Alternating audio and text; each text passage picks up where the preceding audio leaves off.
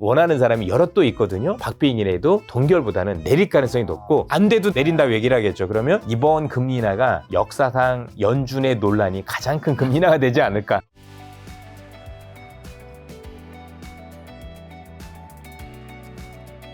요즘에 뭐 외국인과 기관이 쌍끌이 매수로 코스피가 4,000포인트 재탈한 눈앞에 두고 있다고들 하긴 하는데 이런 상승세가 연말 산타 랠리까지 좀 이어질 수 있을까요? 지금 진행되고 있는 네. 여러 가지 시장에 대한 변동성이라든가 아니면 네. 조정 같은 경우는 조금 더 이어질 가능성이 저는 있다고 생각을 합니다.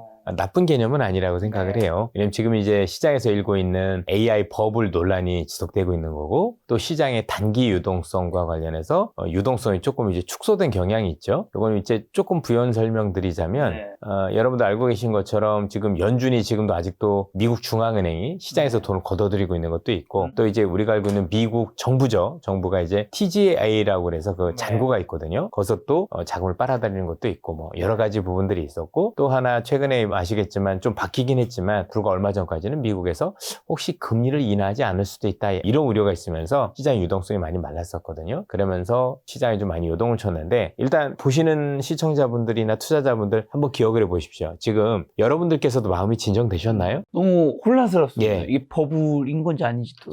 그것도 그렇고 현 시장에 대해서 얼마나 어떻게 될지 단기적으로 좀 불안하시죠? 예, 그냥 그 상황이라고 보시면 될 것 같습니다. 저는 앞으로도 시장이 앞으로도 올라갈 가능성이 아직은 있다라고 생각하는 사람 중에 하나인 거고 여전히 내년 시장을 놓고 봤었을 때 더 시장을 긍정적으로 보고 있기 때문에 지금은 전체적으로 어떤 방식으로든지 조금씩 시장이 흔들릴 때마다 모아가야 된다라는 생각을 가지고 있는데 그런 과정 속에서 이번에 아마 투자자분들께서도 많은 혼란이 있으셨을 거고 또 여러 가지 그와 관련된 투자 심리도 아직도 진정이 안 됐을 거라고 생각을 합니다. 그러면 진정이 바로 되지는 않겠죠. 그렇죠? 그래서 그냥 그런 과정 속에 있다 정도 보시면 되지 않을까 싶습니다. 지금 시장에서 그럼 가장 중요한 두 가지 키워드는 역시 AI 버블이냐 아니냐랑 유동성이 더 많이 풀리냐 안 풀리냐 이 두 가지일까요? 네, 그렇다고 생각해야 될 거고요. AI와 관련된 버블 논란은 사실 지금도 시작됐으니까 올라가면 더 되지 않을까요? 그래서 그게 더 될 가능성이 있다라고 보여지는데 일단 시장에서 저는 좋게 생각하는 건 뭐냐면 이런 논란이 있는 것 자체가 좋습니다.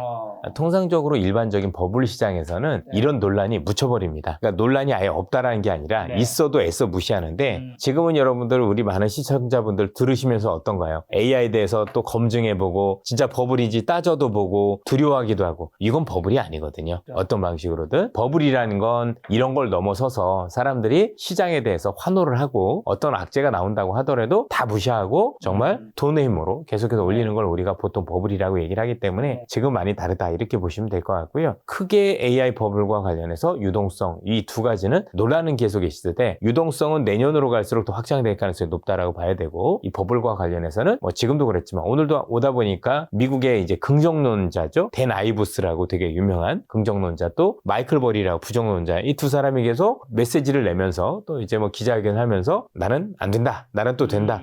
갑론을 보고 많이 하더라는 얘기죠. 그래서 이 논란은 끝나지 않을 것 같다 정도로만 보시면 되고 저는 참고로 아직까지는 버블이 아니다. 그리고 마이클 버리라는 이 부정론자의 얘기가 터무니없다가 아니라 이 사람의 얘기도 귀담아 들을 필요가 있는데 중요한 건 시기잖아요. 그죠? 이 사람이 얘기한 게 혹시 문제가 된다고 하더라도 그게 올해 내년은 아닌 것 같다. 이렇게 판단하고 있습니다. 마이크 버리가 말한 빅테크 AI 투자 현대판 분식 회계를 비판한 건 일부 타당한 건가요? 회계와 관련해서는 제가 볼 때는 큰 문제가 없다고 보여지는데 가장 이슈가 되는 거는 마이클 버리는 두 가지를 얘기를 하더라고요. 하나는 지금 얘기를 주셨지만 감가상각 문제. 그렇죠. 데이터 센터 GPU. 데이터 센터 GPU가 있는데 이거를 얼마로 잡을 거냐. 그래서 이 사람이 이제 표를 갖다 놓고 야 얼마 전까지는 이거 수명 3년이라고 하더니 왜 갑자기 6년이라고 해. 그런 얘기를 하는 거죠. 그렇죠? 자, 3년이라고 하면 그러니까 100만 원짜리라면 3년이면은 뭐 30만 원씩 30만 원씩 뭐 40만 원 이렇게 나눌 수 있는데 그게 만약에 6년이라면 아시겠지만 뭐 그걸 많은 숫자로 줄어드니까 실제는 그 감가상각을 제대로 하면 더 많은 손해가 날 수 있는데 그걸 숨긴다라는 게 버리의 기본적인 생각인 거잖아요. 근데 버리의 어떤 그 포지션을 놓고 보시면은요. 버리의 포지션은 우리가 알고 있는 엔비디아나 아니면 우리가 알고 있는 팔란티어 같은 경우 지금 흔히 얘기해서 숏배팅을 했는데 이게 2027년 1월에 아주 큰 가격으로 내려갔었을 때 행사할 수 있는 그런 옵션이라고 보시면 될 것 같아요. 그래서 이 사람도 당장은 아니다라고 보는 것 같은데 어쨌든 시간이 지나서 그럴 거라고 보는 거고 요 감가 생각의 논란은 지속적으로 될 것 같아요. 그러니까 버리의 생각이 맞느냐 아니면 엔비디아의 생각이 맞느냐. 엔비디아는 여러분도 아시겠지만 세계 시가총액 1위예요. 지금 해명 자료를 냈잖아요. 그렇죠. 해명 자료를 그건 다 냈고 공감되시던가요? 뭐 제가 사실 그런 기술자는 아니지 않습니까? 네. 엔지니어는 아니기 때문에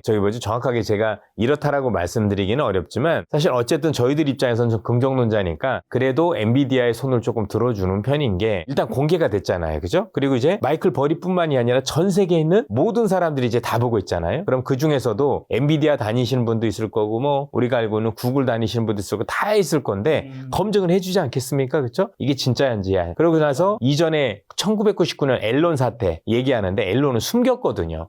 근데 여기는 숨겨진 게 아니라 공개가 다 됐죠. 그렇죠? 공개가 다 돼서 우리가 봤었을 때 충분히 가능한 거죠. 그리고 더 중요한 건 이게 3년이 됐든 아니면 6년이 됐든 3년 뒤에 문제된다라는 거죠. 지금 당장 문제될 건 아니잖아요. 그죠? 우리가 3년 할 걸 가지고 6년으로 늘렸다라고 해서 당장 내년에 문제되느냐? 그건 아니다. 그래서 제가 뭐 우리가 알고 있는 GPU와 관련해서 정말 이게 감가상각에 3년이 맞느냐 6년이 맞느냐에 대해서는 어쨌든 양쪽의 의견을 들어볼 수밖에 없지만 한 가지 주식하는 사람으로서 분명한 거는 이게 내년에 터질 문제는 아니다라는 데 저희들은 안심을 하고 일단 내년에 시장에 대한 긍정적인 부분을 할 수 있을 것 같다. 또 하나는 마이클 버리는 우리한테 재밌는 얘기를 해요. 시장에서 우리가 알고 있는 버블론과 관련해서 이런 얘기를 많이 합니다. 네. 야 지금 빅테크 기업들이 너무 많이 투자하는 거 아니야? 야 이렇게 많이 투자하는데 돈을 못 벌고 있잖아. 그래서 버블이다라는 게 시장의 논란인데 마이클 버리는 단언코 이건 아니다라고 얘기를 해요. 기술이라는 게 발전할 수도 있는 거고 그 과정 속에서 과하게 투자할 수 있는데 돈을 버는 시기가 늦춰질 수도 있다. 그래서 본인은 이게 버블은 아니다라고 얘기해요. 그럼 뭐가 버블이냐? 과잉 설비 투자를 얘기하는 거예요. 다 좋은데 그게 나중에 좋은 기술이 돼가지고 투자를 할 수도 있는 건데 실제 나중에 보니까 이 정도 투자 안 했어도 되는데 너무 많은 투자를 해놓으면 시간이 지나서 그건 어떻게 됩니까? 유유 설비가 되는 거죠. 그러니까 남아도는 공장이 되는 거죠. 그럼 이 남아도는 공장은 어떻게 해야 됩니까? 공짜로 넘기든가 아니면 정말 이것과 관련해서 굉장히 큰 손해를 안게 될 거고 특히 이렇게 지금 AI와 관련된 설비가 과해지면 나중에 어떤 기업이 가장 큰 피해를 보느냐? 엔비디아라고 보는 거죠. 결국에는 엔비디아 관련한 칩을 그동안 너무 많이 사놨는데 나중에 보니까 이게 내가 설비 투자가 너무 많이 해놔서 더 필요가 없을 것 같은데 그러면 엔비디아와 관련된 칩을 더 이상 사지 않을 거고 그래서 이게 위험할 수 있지 않겠느냐라는 게 버리의 생각이에요. 네. 기본적으로. 근데 그건 알 수 없는 거죠. 그리고 지금 당장 뿐만이 아니라 향후에도 저는 이 논란이 올해 내년에는 제가 볼 때는 일단 주가에는 큰 방향성 문제 아니라고 봅니다. 왜냐하면 이건 저는 1999년에 제가 직접 겪었기 때문에 아는 거고 최근에 마이클 버리가 발표한 레터하고 좀 비교를 해봤어요. 그 레터에서는 이전에 우리가 루슨트 테크놀로지라는 회사가 있었고 시스코 시스템즈라고 있었고 이게 통신 장비 회사들이었었어요. 그 당시는 초고속 인터넷 통신 장비를 까는 그런 어떤 시대였었고 그 당시에 많은 기업들이 통신 장비를 더 많이 깔아야 된다. 그래야 더 많은 데이터를 전송할 수 있다라고 해서 실제 많이 깔았는데 나중에 깔고 났더니 95%가 무용지물이더라. 그래서 실제 그 다음에 99년이 아니 2000년도부터 시작을 해서 이 시스코 시스템부터 시작해서 대부분의 통신장비 업종이 마이너스 80에서 90%까지 급락을 하는 그게 우리가 흔히 얘기하는 닷컴 버블의 실체였었습니다. 네. 하나가 더 있는 게요. 1999년에 우리나라를 비롯해서 전 세계라고 하면 좀 그렇지만 웬만한 인터넷이 돼 있는 그런 국가들에서는 컴퓨터에 대한 수요가 엄청났었어요. 흔히 얘기해서 우리 PC라고 하는 게 퍼스널 컴퓨터, 개인 컴퓨터의 약자인데 이거를 이제 집집마다 구입하는 그 애가 첫애였어요. 이전에는 있긴 있지만 진짜 부잣집이나 한 대 있던가 이런 식이었다면 이제는 모든 사람이 다 가지는 시대가 됐는데 이게 정확하게 1999년 12월에 피크를 찍어요. 살 사람 다 산 거죠. 그래서 우리가 알고 있는 2000년부터는 이제 안 사요. 아무도. 그러니까 어떻게 됐느냐. 그 당시에 컴퓨터에서 제일 유명한 회사들이 있었어요. 삼보컴퓨터, 현주컴퓨터 이런 회사들이 있었거든요. 이런 회사들이 2000년부터 갑자기 세일을 시작해요. 안 팔리니까. 세일폭이 70%입니다. 70% 뭐 80% 세일해요. 그러니까 어떻게 됐습니까? 기업들은 재고도 많고 컴퓨터도 안 팔리고 그래서 실제 그때부터 도산하는 기업들이 많았습니다. 결국에 전 마이클 버리 얘기에 동의하는 건 뭐냐면 기본적으로 우리가 알고 있는 버블의 가장 큰 문제는 회계도 회계지만 그거보다는 너무 공급과잉이었었을 때 이게 문제가 되는데 제가 지금 AI를 다르게 보는 건 두 가지입니다. 첫 번째는 뭐냐면 만약에 지금 공급과잉이 되려면 정말 수많은 AI 기업들이 더 여기서 투자를 해도 성능이 증가하지 않는다라면 버블이죠. 근데 이번에 구글에서 보셨잖아요. 아, 3.0. 그렇죠? 더 투자를 했더니 어떻게 됐어요? 더 성능이 좋아졌어요. 그러면 우리가 알고 있는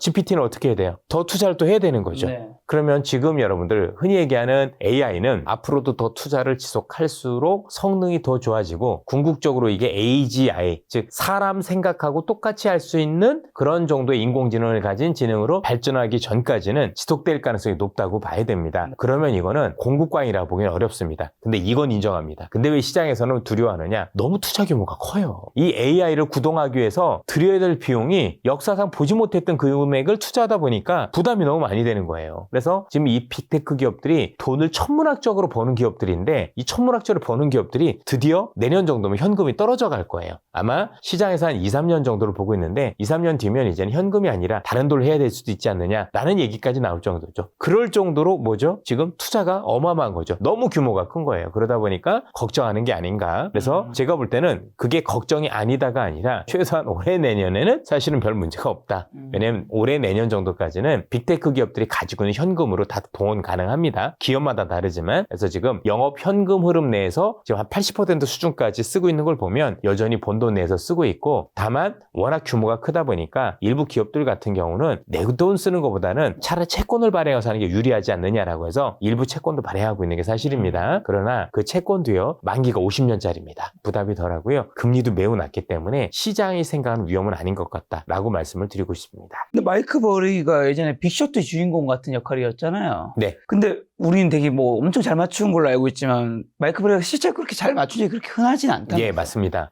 2008년 위기를 사실 한 번 정도 맞췄다라고 보는 게 맞는 거고 두 번째는 그것도 2008년 적시에 맞춘 게 아니라 3년 내내 안 된다고 하다 맞춘 겁니다. 그렇죠. 2005년부터. 그러면 제가 주식하는 사람입니다. 주식하는 사람이 한국에서 2005년, 6년, 7년까지 투자했으면 지수가 2배 올랐습니다. 우리가 아는 조선주 샀으면 25배 올랐고요. 포스코 샀으면 8배 올랐습니다. 아니 25배 벌고 조금 터질 때 거기서 20, 30% 돌려주면 그게 맞는 거지. 3년 뒤에 시장 하락한다고 3년 동안 주식 안 하는 게 맞나요? 우리 지금 김 작가님하고 저하고 만나서 3년 뒤에 만날 거 아니잖아요. 그죠? 3년 주기로 하는 것도 아닌 거고. 그러니까 제일 중요한 건 그 사람이 생각한 위기가 오는 것도 중요한데요. 언제 오느냐가 사실은 더 중요해요. 아니 5년 뒤에 오고 3년 뒤에 올 걸 지금부터 걱정할 이유가 뭐가 있어요. 다만 이 사람의 역할은 그래도 참 대단한 사람이니 무시하면 안 되는 거고 정말 이 사람이 얘기한 게 현실 가능성이 있는가 우리가 따져보고 가는 건 전 되게 좋다라고 생각을 해서 그래야 여러분들이 나중에 진짜 무슨 문제가 생겼을 때 빨리 시장에서 나올 수도 있을 거고 그럴 거잖아요. 그래서 저는 너무 이 사람에 대해서 너무 민감하게 생각할 필요는 없다라고 생각을 하는 게 이분뿐만이 아니라 마이클 버리뿐만이 아니라 대부분의 비관론자들이 비슷했어요. 대부분의 비관론자들은 진짜 여러 차례 우리가 알고 있는 금융위기를 다 맞춘 게 아니라 사실 한 번 맞췄는데 우리가 흔히 스타가 돼서 활동을 하지만 이 사람들도 마이클 버리가 시장 된다는 거 들어본 적이 있어요? 그냥 그 사람 성향이에요. 우리 증권가에서도 시장에 대해서 좀 비관적으로 얘기하신 분은 그게 성향이에요. 그냥 그분은 계속 안 된다고 얘기를 하는 거야. 그래서 그분이 좋다 나쁘다가 아니라 그냥 그런 사람이구나. 다만 이 사람의 의견도 무시할 수 없으니 혹시 내가 경계할 부분이 없나? 이분들 얘기를 통해서 우리가 조금 뭐 뽑아보면 된다. 그래서 2008년 이후부터는 제가 더 승률이 높은 것 같습니다. 아니 실제로 이게 데이터가 있어요. 예. 마이클 버리가 언제부터 뭐 했는지 데이터가 이게 미국은 대단한 게 있더라고요. 보니까. 근데 이제 물론 제가 규모가 요만하니까 좀 낫다라고 얘기하는 게 좀 그렇긴 하지만 2008년 이후부터는 제가 조금 더 나았던 것 같습니다. 예. 자, 그러면 이제 AI 버블라인도 기술주 투자가 유효하다고 보시는 것 같은데 말씀하신 대로 나중에 이제 버블이 언젠가 오긴 올 텐데 그때 빠져나가는 뭐 타이밍이라든지 징조는 뭐 언제쯤 그걸 기준 삼으면 될까? 어떤 것들? 사실 버블 시장에서는요 기본적으로 가격 때문에 나올 수는 없어요. 워낙 급등을 많이 하기 때문에. 그렇죠? 근데 버블이란 단어가 주는 함의가 중요한 게 버블이 뭐지라고 생각하면 저는 이렇게 정의해 드립니다. 기존에 여러분들께서 보시는 현재 주식과 관련된 것들은 저는 투자라고 부릅니다. 지금 아마 이 영상을 보시면서도 저를 비판해 주시는 분도 있으실 거고 굉장히 고마운 거죠. 여러 가지 댓글들 달아주실 텐데 여러분들이 저에 대해서 좋은 얘기를 해주실 수도 있고 안 좋으실 얘기를 할 수도 있는데 중요한 건 그게 투자기 때문에 그런 거예요. 여러분들이 그만큼 시장을 냉정하게 보는 겁니다. 근데 어느 순간 버블이라는 게 오면 머니게임으로 변질이 됩니다. 이건 투자가 아니고요. 그 기업이 정말 엄청 좋아져서 그런 게 아니라 돈의 힘이 시장의 미래 꿈과 맞물려요. 야, 앞으로 10년 되면 10년 뒤에는 전 세계에 있는 모든 가정에 로봇이 깔릴 수 있어. 뭐 이런 꿈이 있겠죠. 그렇죠? 근데 그 꿈이 글로벌에서 주식 투자한 사람 모두 다 동일해야 돼요. 지난 많아 보니까 그럴 수 있겠네 라는 게 돈의 힘으로 의해서 올라가는 게 버블이에요. 그러면 언제가 끝이냐? 이 돈의 힘이 끝날 때가 끝이에요. 그래서 제일 실수하시는 분들이 뭐냐면 버블 시장에서 밸류에이션 따지고 있는 분들이에요. 이미 버블이란 단어 안에는 얘는 밸류에이션보다도 너무 비싸다는 얘기죠. 비싸단 거보다도 훨씬 더 비싼 게, 말도 안 되게 비싼 게 버블이죠. 실적도 안 나오는데 까보면 아무것도 없는데 올라가는 게 버블인 거잖아요. 그러니까 거기서 실적을 들이대는 것 자체가 사실 저희들 볼 땐 말미잘 같은 짓이에요. 네. 그럼 뭘 봐야 되느냐? 돈의 힘이 끝나는지 안 끝나는지 봐야 되고요. 그건 대부분의 버블 시장에서 똑같았지만 모든 것은 금리가 결정해 줍니다. 결국은 이 돈의 힘을 조이고 조이는 건 금리라고 보시면 될 것 같고, 그래서 금리 인하기 때 버블이 터지진 않습니다. 금리 인상하고 나서 절대금리가 일정 수준으로 올라올 때 보통 터지더라라는 거고요. 미국의 기준금리 기준으로 보니까 통상적으로는 한 5에서 6%대, 특히 6% 넘으면 거의 100%였었고 대부분 5% 넘을 때부터는 우리가 긴장 수위를 높여야 됐다라고 말씀드립니다. 그런데 지금 미국은 금리를 인하한다고 하죠. 인하를 하고 나중에 그게 동결이 되고 다시 인상을 하되, 인상을 하는 가운데에서도 미국의 기준금리 기준으로 한 5%에 다다랐을 때 그때부터는 시장 유동성이 축소되겠죠. 우리 표현으로 하면 머니게임에서 나보다 더 비싸게 사줄 사람들이 줄어들고 있는 거예요. 그때부터는 저는 여러분들 내려오실 준비를 하는 게 맞다, 그렇게 말씀드리고 싶고요. 그 이전까지는 돈의 힘이기 때문에 여기서 밸류에이션을 들이대는 건 이미 버블이란 단어에서 이 기업은 주가가 실적에 비해서 말도 안 돼 이런 얘기이기 때문에 그걸 들이대는 것 자체가 무의미하다. 그래서 제발 밸류에이션 이야기를 버블장에서는 하시면 안 된다, 이런 말씀 드립니다. 조금 금리 얘기해 주셔서 미국의 12월 금리 인하 확률 원래는 뭐 인하랑 동결이 또 팽팽하다가 80%까지 또 올라왔다고 하더라고요. 이게 금리 인하 그러면 어떻게 전망하시는지랑 이게 확실시 되면 증시 수급을 개선하고 상승 모멘텀이 좀 될까요? 예, 된다라고 보고 있고요. 저는 얼마 전에 그 교양위를 부탁해에서도 그 당시 논란이 있었을 때도 소신 있게 금리를 내릴 거라고 말씀을 다른 드렸었습니다. 방송 유튜브 채널 말씀하시는 거죠? 예. 그래서 보시면 뭐 그렇게 하고 나서 논란이 있었었지만 결국에 지금 금리를 내릴 수 있는 요인은 우리가 생각했던 것보다 의외로 미국 고용이 그렇게 탄탄하다고 보기는 쉽진 않은 것 같아요. 물가도 있고 고용도 문제가 되는데 항상 시장에서는 여러분들 두 개가 부딪힐 땐 고용이 우선이에요. 왜요? 고용이 무너지면 물가는 저절로 빠져요.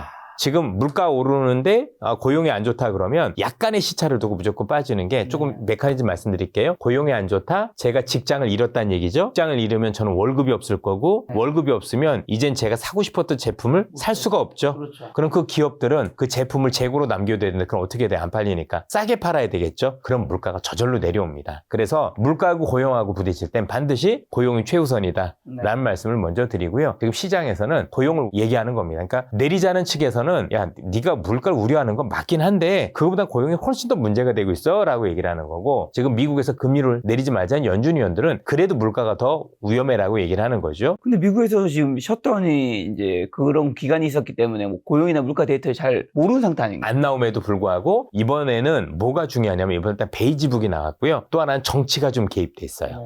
무슨 정치가 개입돼 있냐면 지금 연준에서 금리를 내리고자 하는 사람들의 의견을 들어보면 여러분들 잘 아시는, 일단은 파월 의장은 요즘 얘기를 안 했으니까 그렇다 치고 존 윌리엄스라는 뉴욕 연준의 부의장, 자, 이 사람이 움직이면 거의 대부분 방향이 그쪽으로 간다고 보시면 되고요. 또 하나가 크리스토퍼 월러라는 사람도 있어요. 이 사람이 원래 매파인데 금리를 내리재요. 그럼 왜 정치가 작용하고 있느냐? 내년에 연준 의장을 결정하는데 내가 되고 싶은 거예요. 그리고 크리스토퍼 월러는 대놓고 얘기해요. 내가 적격자다라고 얘기를 해요. 근데 지금 요즘에 더 임명이 확실시 되는 사람, 딴 사람 케빈 헤셋이라는 분이 있지만 케빈 헤셋이 있다 하더라도 트럼프 입장에서는 마음에 든 사람을 하고 싶을 거잖아요. 트럼프 원하는 건 금리 인하니까. 예, 저 사람이 더 해주네라면 바뀔 수도 있는 거잖아요. 그렇죠. 우리가 알고 있는 크리스토퍼 월러는 어떻게 할까요? 안 돼도 내리겠죠. 내린다고 얘기를 하겠죠. 그러면 우리가 크리스토퍼 월러라는 사람, 그 다음에 몇몇의 어떤 그 차기 연준을 원하는 사람이 여러 또 있거든요. 거기에다가 지금 우리가 아는 존 윌리엄스나 이렇게 되면 박빙이라도 동결보다는 내릴 가능성이 높고, 지금 그 후보자들은 다 이날 얘기하시는 예, 분들인가요? 그렇죠. 당연하죠. 내가 되고 싶다는데 트럼프 편이라고 얘기를 하는 거잖아요. 트럼프 지명하는 거니까. 그래서 이번은 의외로 정치가 많이 작용할 거예요. 혹시나 제 생각과는 다르게 이번에 안 내린다 하더라도 1월엔 내릴 가능성까지는 최소한 비춰줄 것 같습니다. 그렇죠. 그래서 아마 이번 금리 인하가 역사상 연준의 논란이 가장 큰 금리 인하가 되지 않을까. 그러니까 어떻게 보면 그렇게 논란이 많다는 얘기는 실제 금리를 내리면 안 될 수도 있는 거죠. 네. 그러나 일단은 내리는 방향으로 저는 보고 있고 그게 현재는 맞다. 그러면 당연히 시장에서 줄어들었던 기대가 다시 살아날 거니까 유동성 입장에서는 되게 긍정적일 거고 특히 12월 1일부터는 연준이 미국 중앙은행이 시장에서 돈을 걷어들였던 행위를 중단합니다. 그걸 보통 QT라고 하는데 이걸 중단해서 시장에서 유동성이 다시 그건 회복이 되기 확정된 시작합니다. 건가요? 확정이 됐습니다. 네. 연준 있기 전에 확정이 됐고 그다음에 금리 인하까지 해주면 어쨌든 간에 시장의 유동성 긍정적으로 바라봐야 됩니다. 주시장에도 긍정적입니다.